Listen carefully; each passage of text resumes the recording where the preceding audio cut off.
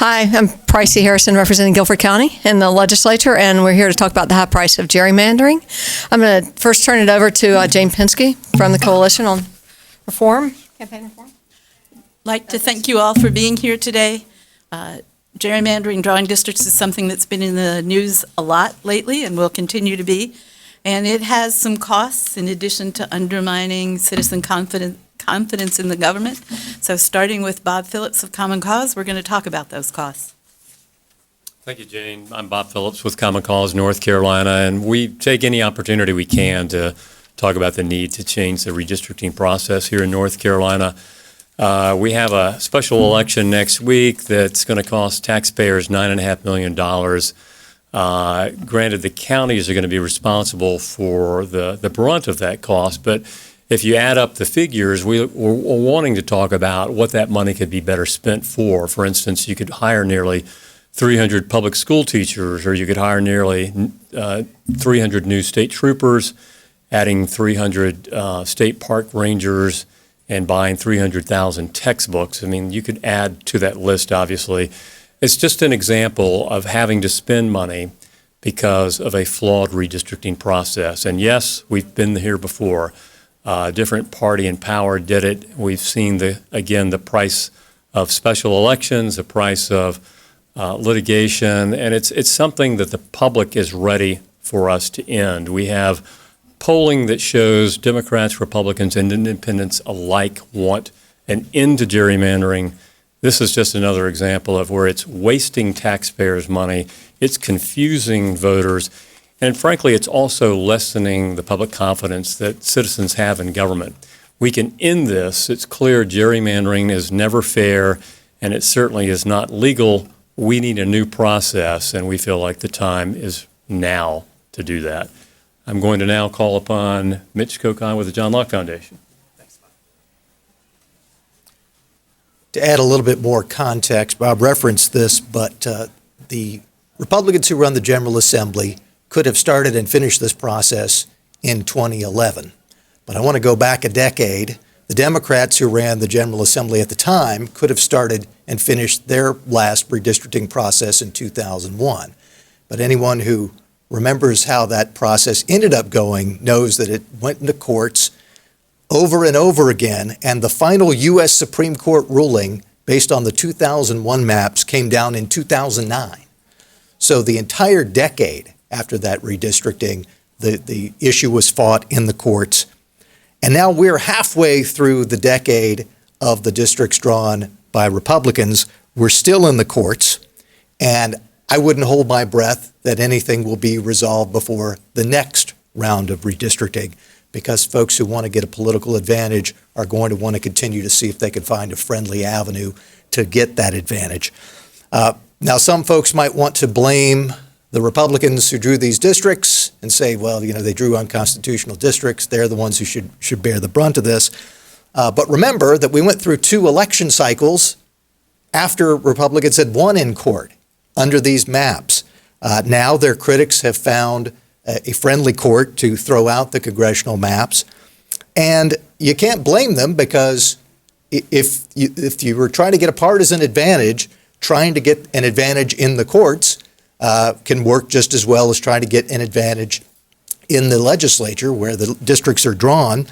And the courts deserve some of the blame too, because they have failed to set any set standards that could guide people saying, yes, this is correct, no, this is incorrect. It's as if the courts want to treat the folks who are drawing the maps like they're Goldilocks. And you have to make sure that it's not too hot, not too cold. You're not using race too much. You're not using race too little. You're not using this particular characteristic too much or too little. And so the courts have left the door open for continued fights on this process.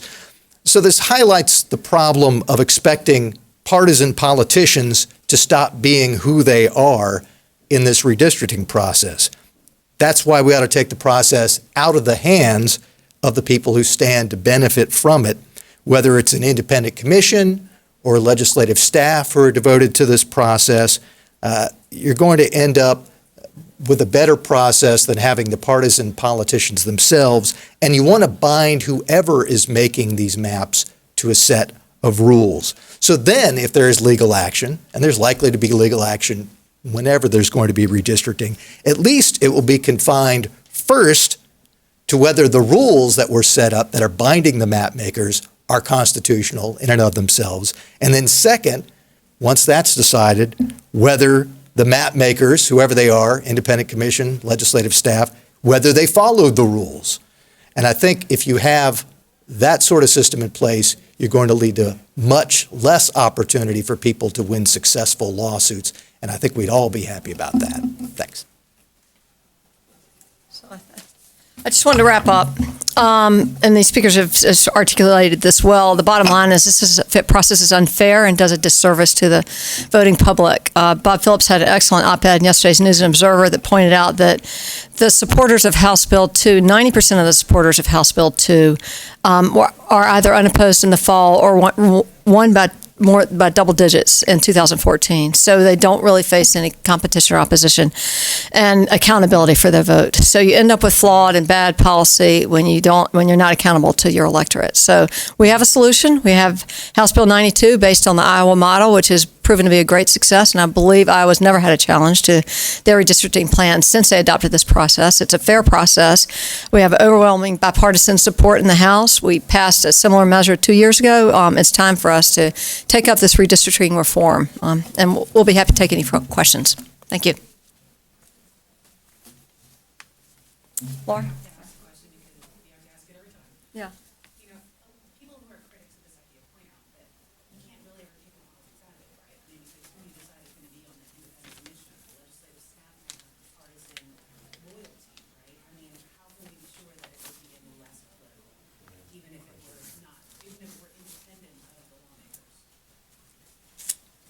That's one of the reasons why we have emphasized quite a bit rules. Make sure you have rules that allow for the least amount of map mischief making that you can have. So they have to be contiguous, compact, communities of interest. Don't take where the incumbents or their challengers live into account. Don't take into account the way people voted in previous elections. Now, because we are subject to the Voting Rights Act to some extent, and we're not exactly certain how it is right now, you're going to have to take that into account.